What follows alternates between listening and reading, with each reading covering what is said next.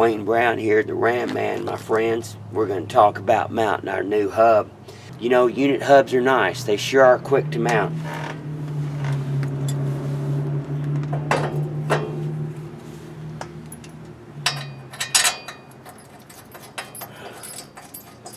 The only thing we did was they're included, you need to add these big heavy duty lock washers for measurement and safety's sake. So there we go. Of course you're reusing your same bolts. There we go. That one snuck down with my fingers. Now I'm going to give you a little taste of something. What the future holds. We're not talking about no springs, clips, washers, gizmos, snap rings.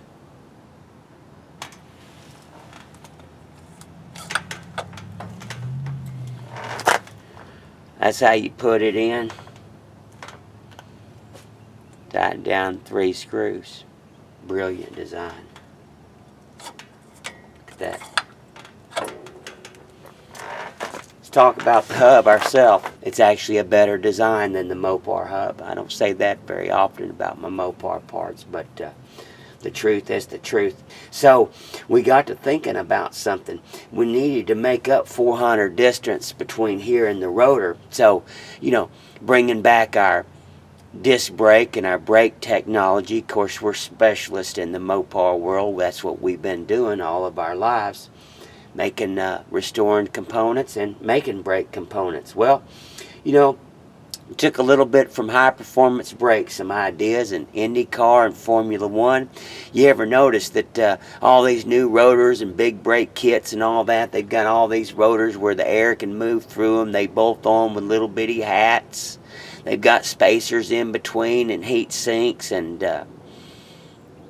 such. That's what we did right here, friend. Here's what we did is, number 1, these spacers are 400.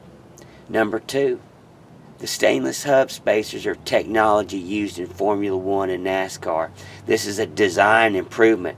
The number 1 cause of bearing degeneration is heat. And, you know, the rotor disc is the source of heat. They're bearing killers, and you know, spacers are superb insulators.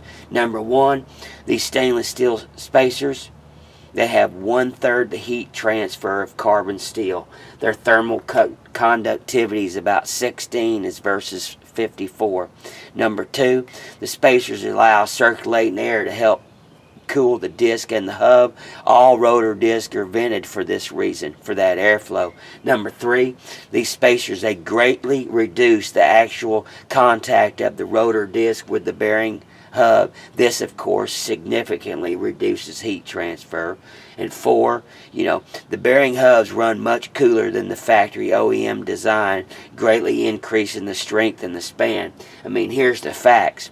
A cool bearing with lubrication will run indefinitely, and the spacers, borrowed from racing, they keep down that thermal transfer to a minimum. Anyway, that's the design concept there, and of course your rotor disc bolts right on, and there we go. Literally that simple. It's just reusing some OEM components for another application.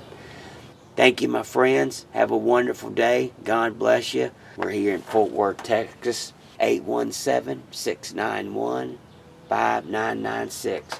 We've just installed hubs on the 3rd Mopar. This is 2013 2500. This is the last generation with the bigger knuckle, the bigger U-joint, current generation right now, which is very similar to the 4500 and the 5500. Have a great day.